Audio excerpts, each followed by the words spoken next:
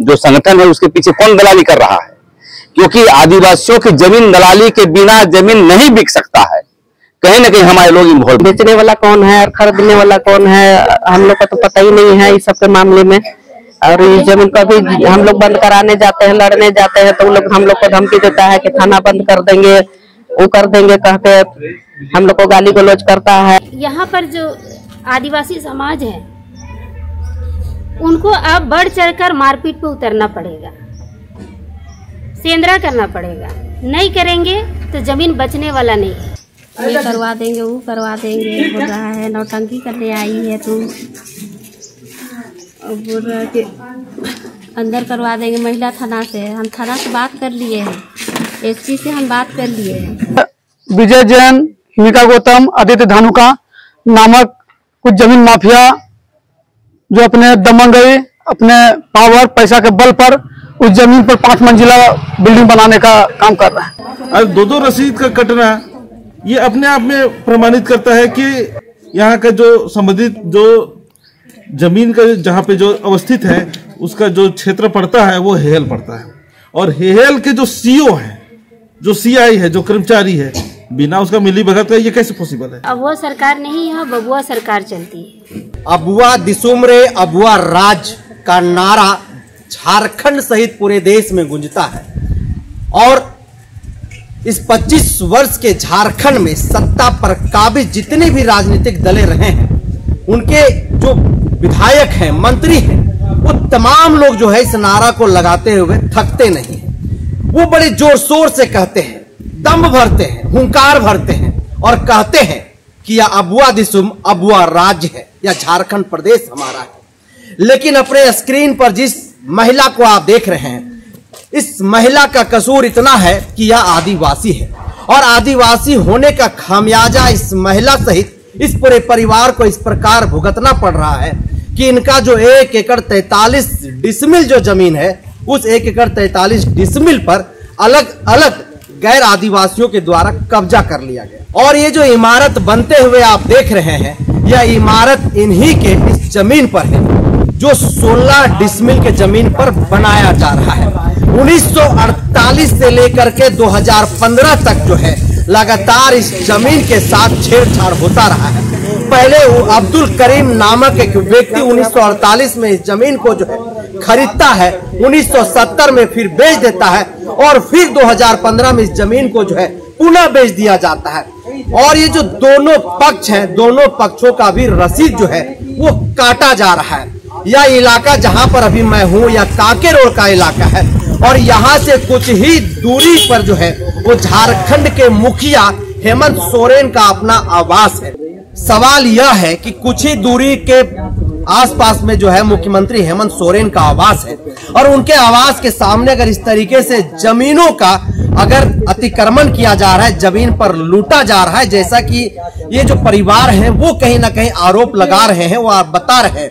आज इसी कड़ी में परिवार के साथ विभिन्न आदिवासी संगठन के जो लोग हैं वो इस जमीन पर आए हुए हैं, यहाँ पर निरीक्षण करने के लिए कि आखिरकार क्यों इस जमीन पर काम किया जा रहा है। अभी लोगों से एक एक करके हम बातचीत करेंगे, लेकिन इस झारखंड प्रदेश में अगर दूसरा आप पन्ना पलट करके देखिएगा तो आदिवासियों की बदस्तूर जिस तरह से जमीनों की लूट हो रही है, तो उस आदिवासियों की जमीन के लूट के पीछे जो है कहीं न कहीं वही आदिवासी समाज से आदिवासी संगठन के अगुआ दिखाई देंगे, आदिवासी लोग ही दिखाई देंगे जो इन गरीब शोषित वंचित परिवार के जो आदिवासी लोग हैं उनके जमीनों को बेचवाने में, उनके जमीनों पर अतिक्रमण करवाने में एक बड़ी जो है कहीं न कहीं उनकी भूमिका होती है। मेरा नाम आशा देवी है और मैं कांके रोड में, थाना है गोंदा थाना, और मेरा जमीन को कब्जा कर दिया है, जबरदस्ती काम कर रहा है। और गए थे रोकने के लिए तो हम भी दे रहा है, ये करवा देंगे, वो करवा देंगे, बोल रहा है नौटंकी करने आई है तुम,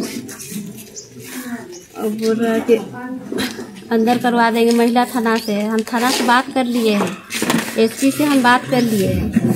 हम बोले कि पेपर दिखाइए, एसपी से बात किए हैं तो तो बोलता है कि हाँ, पेपर है मेरा पास, थाना आइएगा। तो हम बोले कि थाना क्यों आएंगे, आइएगा तो ठीक है, हम आप भी आइएगा हम भी आएंगे। मेरा नाम है छोटू मुंडा। उस समय हम अपना हिस्सा मांग रहे थे, हमको भी हिस्सा नहीं दिया। बहुत बार 25 साल तो हम केस भी लड़ चुके उसमें, लेकिन कोई फायदा नहीं हुआ। कुछ पोस्ट कंपनसेशन मिला तो सब हयात को बंटवारा में चला गया, सब कोर्ट से मिला था सबको कंपनसेशन। जो बाकी बचा हुआ उसमें कौन खरीदा है कौन बेचा है इसको नहीं मालूम हमको। अभी जो बन रहा है 13 कट्ठा में, कौन बिल्डर लिया है उसको तो अभी तक हम देखे भी नहीं है। तो आपको कैसे लगता है कि आपकी जमीन जो है वो छीनी जा रही है? बीच में कौन बिचौलिया है? तो कौन छीन रहा है उसको शकल तक नहीं देखे हम लोग, खाली दलाल लोग को 2 देखे थे, वही लोग हड़काने आया था यहाँ।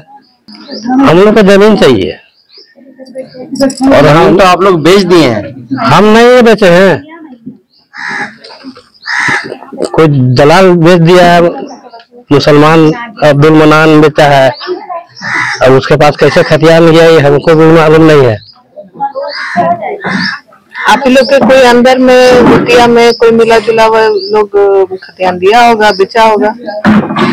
बहुत पहले खतियान जब्त कर दिया गया था। हम लोग आजाद आदापुर खालों का जगह जमीन है, उसको जबरदस्ती हड़प लिया है दलाल लोग और इसमें बेच रहा है। हम लोग को तो कोई इसमें हिस्सेदारी नहीं मिला है और इसमें लोग बोलता है कि नहीं हम लोग खरीदे हैं इस जमीन को, आप लोग का नहीं है, हम लोग का कागज पत्र है इसमें और हम लोग इसमें कोई बेचा ही नहीं है। तो कहाँ से उन लोग को हो गया, कहाँ से खरीदा, उन लोग बेचने वाला कौन है? यही है कि बेचने वाला कौन है और खरीदने वाला कौन है, हम लोग का तो पता ही नहीं है इस सब के मामले में। और इस जमीन को भी हम लोग बंद कराने जाते हैं, लड़ने जाते हैं तो हम लोग को धमकी देता है कि थाना बंद कर देंगे, वो कर देंगे कहते हम लोग को गाली गलौज करता है और हम लोग क्या करेंगे। इसीलिए हम लोग भी थोड़ा ये हो जाते हैं। तो वही अपने लोग का से हुआ है तो हम लोग भी आगे बढ़ना चाहेंगे। अपना बाबा दादा का जमीन है तो हम लोग कैसे छोड़ेंगे, नहीं छोड़ेंगे। हम लोग को चाहिए इस जमीन को। तो जमीन आप लोग को चाहिए, पहले जमीन बेच लेते हैं फिर बोलते हैं जमीन चाहिए। नहीं तो हम लोग बेचे ही नहीं है, हम लोग बेचते नहीं किए हैं, हम लोग कोई नहीं बेचा है जमीन। अब पहले का बूढ़ा बुजुर्ग लोग सो कैसे कारोबार किया, आप लोग है भी नहीं जिंदा तो कैसे उन लोग से पूछेंगे हम लोग। गैर आदिवासी तो बेच नहीं सकता है वो लोग। उन लोग को तो पीने खाने वाला आदिवासी है, सब हड़िया दारू पिला खिला के कैसे कैसे काम करता है, 10-20 रुपए में ठगता है और क्या करेगा। तो जमीन बचाने जाते हैं तो क्या कहता है वो लोग जो जमीन कब्जा किया हुआ है? जमीन बचाने जाते हैं तो वही बोलता है कि आप लोग हम लोग को धमकाने आए हैं, ये जमीन हम लोग का है, हम लोग लिए हैं, हम लोग खरीदे हैं। बोलता है वो लोग कि ज्यादा बोलिएगा तो आप लोग को ही थाना में केस कर देंगे, बंद कर देंगे, बोलता है। सरकार में किस प्रकार से हम आदिवासियों की जमीनें लूटी जा रही, छीनी जा रही है, क्योंकि आए दिन बहुत तेजी से हो रही है। हर रोज कहीं ना कहीं हमारा आदिवासी परिवार का जमीनों को गैर आदिवासियों द्वारा, भूमाफियाओं द्वारा, बिल्डरों द्वारा लूटने का काम किया जा रहा है, छीनने का काम किया जा रहा है। इसे जीता जाता कई सारे उदाहरण हैं। और रांची में जो कांके रोड है, कांके रोड आज के समय में मोस्ट वीआईपी इलाका कहा जाता है। और चूंकि यहाँ पर माननीय मुख्यमंत्री का आवास भी है और उनके आवास से महज कहा जाए तो 300-400 मीटर की दूरी में जो जमीन है, आदिवासी जमीन है, उसको एक बिल्डर द्वारा जबरन कानून को ताक में रखते हुए निर्माण कार्य को कर रहा है, जिसकी सूचना लगभग तमाम जितने भी जो संबंधित पदाधिकारी हैं सरकार के, उनको पत्राचार के माध्यम से अवगत कराया जा चुका है। माननीय मुख्यमंत्री को भी उनके सचिवालय में पत्राचार के माध्यम से बताने का काम किया जा चुका है। बावजूद इसके यहाँ पर इतना तेजी से धड़ल्ले से काम करने का इतना जुर्रत, इतना बड़ा हिम्मत कैसे कर रहा है, ये सबसे बड़ा सवाल है। और इस चीज को अगर देखा जाए तो कहीं ना कहीं इसको हिम्मत मिला है तो कहीं ना कहीं इसमें सरकारी तंत्र संलिप्त है। कहीं कहीं आए दिन हम लोग को देखने के लिए मिलता है, क्योंकि हम लोग जब कभी भी हम लोग जमीन की जब जो हालात जो देखते हैं, हम लोग जो समस्या को जब हम लोग देखते हैं तो पाते हैं कि इसमें सरकारी बाबुओं का मिली भगत होती है।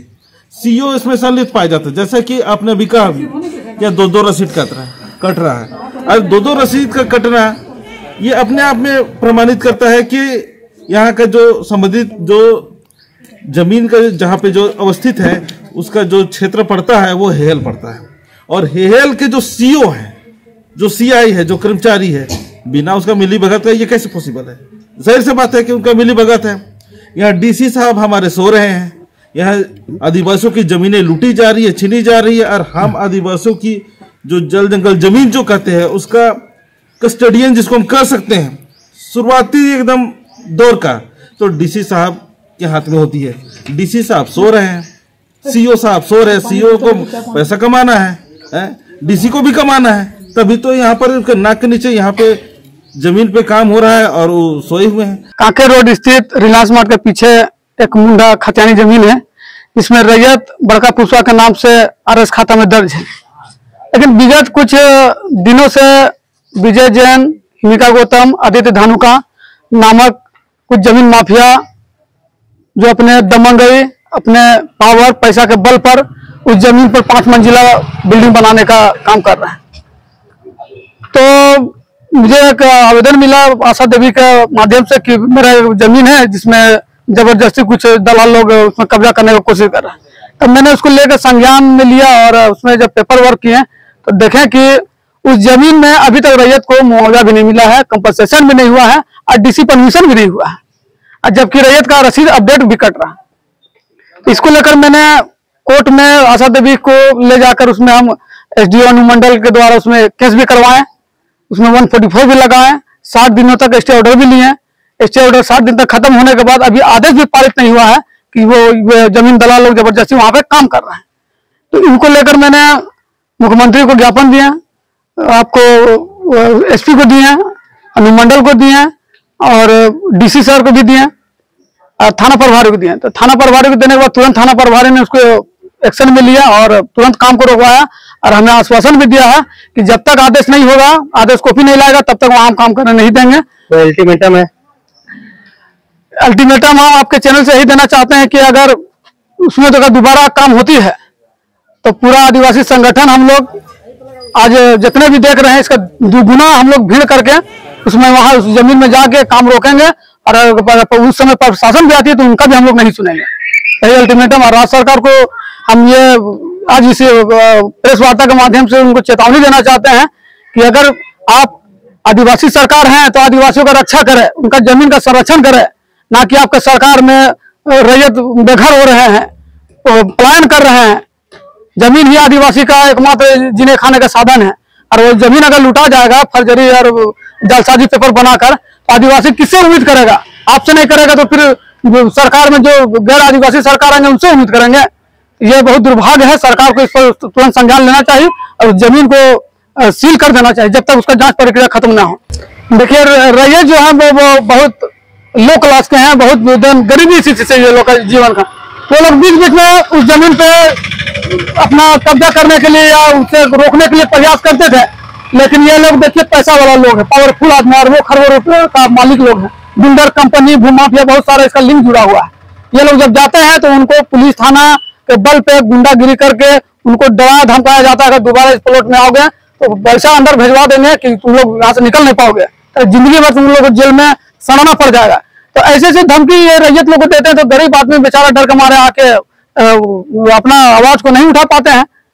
अभी भी धमकी अभी कल परसों एक हफ्ता पहले आशा देवी जब अपना रैयत अपना परिवार के साथ उसमें काम कराने के लिए गई थी तो आशा देवी को बोला कि अब तुम हमको ज्यादा तंग मत करो, अगर ज्यादा तंग करोगी तो हम हमारा एसपी से भी बात हो गया है, थाना प्रभारी से भी बात हो गया है और ज्यादा बोलोगी तो महिला थाना बुला के तुमको वहां पिटवा देंगे और गाली गलौज भी मतलब किया है। तो उसको मैंने भी संज्ञान में लिया है और इसको हम लोग बहुत जल्द एसटी से थाना में भी इसको अभी केस करेंगे इसके ऊपर। जमीन को छीना जा रहा है कुछ गैर आदिवासियों के द्वारा और खाता नंबर है 28, प्लॉट नंबर 127, रकबा 13 कट्ठा और ये कांके रोड में जमीन है। कांके रोड में जमीन अर्थात जो कैवरियन स्कूल है उसके अपोजिट साइड में जबरन जो है कुछ लोग इसको बना रहे हैं जिसका नाम है आपको हिकिम गौतम, आदित्य धानुका, विजय जैन और कौन शर्मा लोग भी है आया है, मनोज शर्मा, विजय जैन, इन लोग काम करवा रहा है। तो आज गांव वाले लोग पर बैठक करने आए थे, इससे पहले भी हम लोग आए और रणनीति बन रहा है कि अभी हम लोग वहां जाएं कि नहीं, क्योंकि हम लोग हमारे जो संगठन के लोग थे तो आवेदन भी दिया गया था, डीसी को दिया था, डीएसपी को दिया था, थाना प्रभारी को दिया था, तो इसको संज्ञान लिया सरकार ने और उसको अभी अविलंब बंद कर दिया गया। तो हम लोग अभी बंद हो कर दिया गया तो हम सरकार का समर्थन करते हैं कि चलो हमारे पक्ष में है। तो हम यही आपके मीडिया के माध्यम से कहना चाहते हैं, जो जैन फैमिली है या जो भी है वो जमीन को छोड़ दे और कोर्ट की प्रक्रिया चलता रहता है। जैसे आपने डीड में देखा होगा किसकी वायलेशन कैसे हुआ, मतलब अंतरण कैसे हुआ, हस्तांतरण कैसे हुआ, जमीन का कोई आधार नहीं है यहाँ। और सीएनटी की विभिन्न धाराओं में कहा गया है 46, 47, 49 जो भी आप लेते हैं जमीन वो आप डीसी की परमिशन से लेते हैं। हम आदिवासी भी लेते हैं, देखते हैं तो परमिशन से लिया जाता है और एक ही थाना का होना चाहिए। तो हम यही कहना चाहते हैं जो बना रहे हैं वो बंद कर दें और जमीन वापस हमारे रैयतों को दे दें, अन्यथा जन आंदोलन अभी चल रही है और आज हुजूम आए हुए हैं, हो सकता है कि हम जांच करने भी जाएं।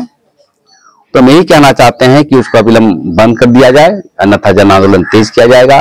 और हम ये मैसेज भी देना चाहते हैं, बहुत सारे संगठन चलाते हैं झारखंड में, रांची में सरना समिति 5 गो है, हम लोग का भी संगठन है। हम संगठन के लोगों को कहना चाहते हैं कि दिग्भ्रमित न फैलाएं, मतलब एक तालमेल के साथ रहें और जमीन को बचाने का काम करें। हम हमेशा देखते हैं कोई संगठन चलता है तो उसके पीछे भी जमीन दलाल लगे रहते हैं, कोई बात नहीं, संगठन के माध्यम से और बदनामी की बात होती रहती है, पैसा लिया है, दिस लिया है। तो हम ऐसे लोगों को भी हम SIT में दिखने का काम करेंगे, जो संगठन है उसके पीछे कौन दलाली कर रहा है, क्योंकि आदिवासियों की जमीन दलाली के बिना जमीन नहीं बिक सकता है, कहीं ना कहीं हमारे लोग इन्वॉल्व हैं। तो उसकी भी जांच हम लोग SIT के द्वारा करवाएंगे। हम इसका विजिलेंस अपना कमेटी के तौर पर कि कौन कौन जमीन में इन्वॉल्व है उसका लिखा पढ़ी करेंगे, क्योंकि अब जो स्थिति ऐसा आ गया है, 2 वर्गों से लड़ना है, एक बाहरियों से, एक अंदर जो दलाली करते हैं, और दूध का पानी करवाएंगे। इसको रोकने का हम लोग प्रयास कर रहे हैं। अब तो हम लोग देख रहे हैं जैसा जमीन का जब वायलेशन हो रहा है, जब अनुसंधान के क्रम में हम लोग जाते हैं तो हम समझते हैं कि 75% जो जमीन हम लोग बचाने जाते हैं तो हमारे लोग ही निकलते हैं और कहते भी कि इसमें थोड़ा हट जाइए या पैसा ले लीजिए, इस तरह की बातें आता है। तो कहीं ना कहीं हम अपने समाज के 2 वर्ग हो गया अभी, एक बेचने वाले, एक बचाने वाले। हम लोग बचाने वाले में से हैं और हम ये कहेंगे कि जब तक डेडिकेटेड जो हमारा ऑर्गेनाइजेशन है इसको और ऑर्गेनाइजेशन खड़ा करके, और हम चाहते हैं कि सरकार से भी सहयोग लेंगे, सरकार सहयोग कर रही है। जब हम लोगों ने आंदोलन शुरू किया तो देख रहे हैं कि हर जगह दाखिल खारिज के मसले पर, जमीन की विवाद के मसले पर कर रहा है, कितना सफल होता है नहीं देखते हैं। अभी देखते हैं कि रेवेन्यू मिनिस्टर का भी बयान आ रहा है जमीन के मसले पर। तो हम आंदोलन को तेज करेंगे, लिखा पढ़ी करेंगे और कैसे बचाएंगे ये हमारा प्रयास रहेगा। जहां तक हमारी शक्तियां रहेगी वो हम बचाने का प्रयास करेंगे। और हम यही कहना चाहते हैं सरकार के जो लोगों के पास कि सरकार के पास मैकेनिज्म है, CO है, BDO है, DSP है, जो हमेशा जमीन को बचाने का काम करती है, कोई दाखिल खारिज में रोकती है। तो मैं ही हेमंत सोरेन से कहना चाहते हैं, यहाँ के मुख्यमंत्री इसे आदिवासी हैं, इसको और जोर तेज करें। हम जमीन में लड़ेंगे, आप सदन में लड़िए, सरकार के लड़िए और साथ मिलजुल करके जो है जमीन को बचाने का काम करें। अवध इशू तो है लेकिन अवध सरकार नहीं है, मतलब ये सिर्फ स्लोगन बन के रह गया है। यहाँ अवध सरकार नहीं, यहाँ बबुआ सरकार चलती है। सरकार कहने के लिए हम लोग वोट भी देते हैं, उनको पद पे मुख्यमंत्री भी बना देते हैं, मंत्री विधायक सब बना देते हैं, लेकिन जब अपने हक अधिकार की बात आती है तो हम लोगों को सरकारी दफ्तरों का चक्कर काटना पड़ता है। और यही अभी रैयतों के साथ हो रहा है। आज जिस मामले पे हम लोग बैठे हैं, ये कठरगोंदा जो रांची नगर निगम का वार्ड नंबर 1 का एरिया है, जो गोंदा थाना के अंतर्गत आता है। यहाँ पर आदिवासियों की ज़मीन है और उस ज़मीन पर 1 एकड़ 43 डिसमिल टोटल प्लॉट है। उस प्लॉट में कई लोगों ने कब्जा जमा कर बैठा हुआ है, सारे गैर आदिवासी, और सभी लोग बाहरी हैं, कोई लोकल नहीं है। और अभी जो 13 कट्ठा पे हम लोग जिस पर विवाद के लिए हम लोगों के पास आवेदन आए हैं, उस आवेदन में हम लोग ये देख रहे हैं जब डीड की जांच की जाती है और डीड में कोई बिमल दीक्षित करके है, वो उस जमीन को बेच रही हैं 13 कट्ठा को कोई हिमिका गौतम को। लेकिन बिमल दीक्षित, जब उसको हम लोग डिटेल से पढ़ते हैं तो बिमल दीक्षित के पास कोई मुस्लिम व्यक्ति ने बेचा है, कोई अब्दुल करके है, उन्होंने बेचा। लेकिन ये जिक्र नहीं है इस डीड में कि अब्दुल मनान के पास वो जमीन आया कैसे, आदिवासी खाता की जमीन एक मुस्लिम व्यक्ति को कैसे ट्रांसफर हुआ। क्या यहाँ के लोगों ने बेचा, क्या इनके पूर्वजों ने बेचा, या फिर कोई फर्जी हुक्मनामा दिखाया गया है, किस माध्यम से लिया गया, ये इसका जिक्र नहीं है। इसका मतलब साफ है कि कुछ पॉइंट्स को छुपाया जा रहा है और जबरन आदिवासी जमीन को गैर आदिवासी बताकर डीड पर डीड किया जा रहा है। इसलिए मैं अंचल अधिकारियों से भी कहना चाहूंगी कि जब भी आप किसी का डीड करते हैं तो कम से कम खतियान की जांच करें कि ये जमीन आया कहाँ से, ये जांच का विषय है। दूसरा, यहाँ पर फ्लैट बनाने की तैयारी चल रही है। आज हम लोग चढ़कर काम रोकने की बात कर रहे थे, चूंकि एसआर कोर्ट में इन लोगों ने अपील किया है कि इसको तुरंत रोका जाए और इस पर जांच करके आदिवासियों के फेवर में 71A के तहत ये भू वापसी का मामला है। आदिवासी समाज है, उनको अब बढ़ चढ़कर मारपीट पे उतरना पड़ेगा, सेंद्रा करना पड़ेगा। नहीं करेंगे तो जमीन बचने वाला नहीं है। आदिवासियों को डरा धमका कर, लोगों को लगता है कि इनको डरा धमका के हम लोग शांत कर सकते हैं, इनको धमकाएंगे तो ये लोग चुपचाप बैठ जाएंगे, इनको कोई मदद करने वाला नहीं है। सरकार अपनी है, लेकिन यहाँ बबुआ सरकार चलता है, थाना प्रशासन पुलिस कोई कुछ नहीं करेगा। सबसे बड़ा चीज है इनका भी रसीद कट रहा है। डबल जमाबंदी आप कर कैसे रहे, इसकी जांच होनी चाहिए। और डबल जमाबंदी के कारण ये विवाद उत्पन्न होता है। रसीद मेरा भी कट रहा है, रसीद आपका भी कट रहा है, तो आप और हम तो लड़ेंगे ही। फायदा उठा रहे हैं अंचल वाले, पैसा लेने के कार्य कर रहे हैं। सरकारी बाबू जो है वो दोषीवार है सीधे तौर पर, बिल्कुल दोषीवार है। इसलिए अब आदिवासी समाज ने ये तय किया है, किसी भी मामले में अगर कोर्ट में केस चल रहा है और उसके बावजूद जबरदस्ती अगर किसी प्लॉट में काम हुआ, तब समाज उस पर चढ़ के काम बंद कराएगा। थाना पुलिस हम लोग बहुत देख लिए हैं, थाना पुलिस जो पैसा देता है उसके फेवर में काम करता है।